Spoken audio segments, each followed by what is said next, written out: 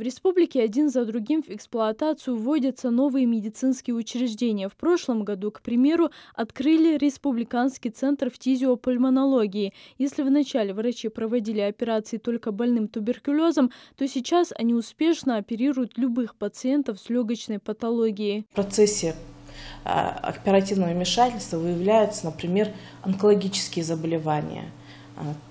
Много больных было выявлено, прооперировано на ранних стадиях с онкозаболеваниями, потому что они поступали, там непонятно была какая ситуация, какое заболевание, попадая в диагностическое отделение, попадая потом, проводя диагностическую турекоскопию, выявляется очень много больных именно онкологических. Впрочем, не меньшими результатами радуют и врачи из Республиканского перинатального центра, которые открыли в июне прошлого года. В торжественной церемонии приняли участие заместитель полпреда президента страны в СКФО, министр здравоохранения России и другие почетные гости. У нас есть все, дорогие друзья, чтобы здесь рождались здоровые дети, даже рожденные с низкой массой тела, по каким-то обстоятельствам, которыми сталкиваются мама и папа этого еще нерожденного ребеночка.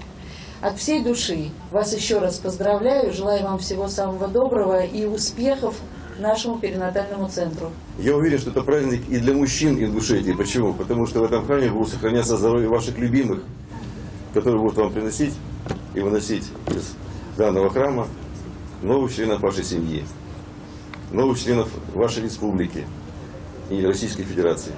Дай Бог вам всем здоровья крепкого, успехов в вашей нелегкой, но очень нужной работе. В новом центре функционируют отделения реанимации и интенсивной терапии новорожденных, оснащенные современными высокочастотными аппаратами, которых в республике еще не было. Здесь высококвалифицированную медицинскую помощь получают дети с экстремально низкой массой тела. Если раньше младенческая смертность достигала 12 промиллей, то есть это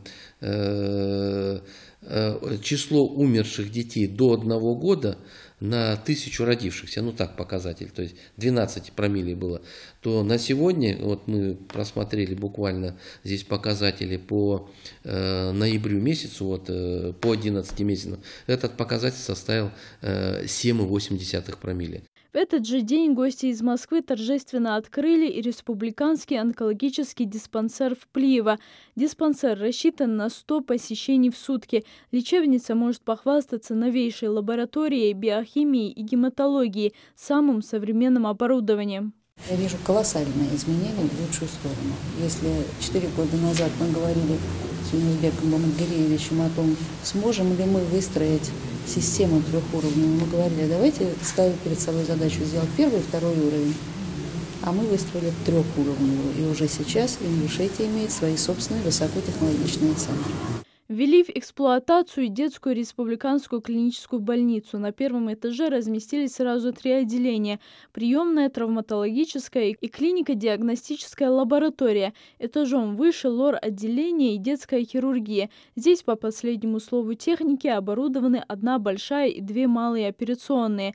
На входе в каждую из них установили бесконтактные двери для стерильности, чтобы после обработки рук специальным раствором не касаться стен и других предметов. В сегодняшнем мире все зависит и от рук врачей, но и от той техники и технологии, которые есть в его распоряжении. Здесь очень много молодых докторов, очень много тех ребят, которые еще только учатся, и даже есть подрастающее поколение, которые, как нам кажется, хотят быть врачами. И это замечательно, потому что здоровье нации – это самый главный показатель уровня жизни населения. Поэтому я желаю всем добра, счастья и здоровья. Оперативное вмешательство здесь проводят не только ингушские медики, но и врачи из ведущих клиник страны. Недавно в больнице провели ряд пластических операций детям с врожденными дефектами челюстно-лицевого аппарата. В числе маленьких пациентов и Исмаил Местоев, который родился с так называемой заячьей губой. Проблема была в том, что некоторые звуки у нас плохо выговаривались, а в принципе эстетический вид, он у нас уже был восстановлен еще в раннем детстве, 2 года. Полностью эта губа, она приросшая была к зубам. Откройте, Машка, ротик, видите, даже заметно то, что у него это все было. Сейчас ему все это исправили. Операцию ему провел профессор и начальник Центра челюстно-лицевой хирургии Московской центральной клинической больницы Геннадий Гончаков, который приехал в республику в рамках соглашения, заключенного с Минздравом Ингушетии. И хотя ингушские медики уже проводят подобные оперативные вмешательства, такой мастер-класс от высококвалифицированного врача принесет немало пользы, уверены они. Позаимствовали опыт, Геннадий Васильевич все комментирует, демонстрирует нам, мы очень благодарны ему. А в будущем мы поедем туда, в город Москву. Есть уже дети отобранные, которые нуждаются в тамошней операции с технологией и с оборудованием, с аппаратурой.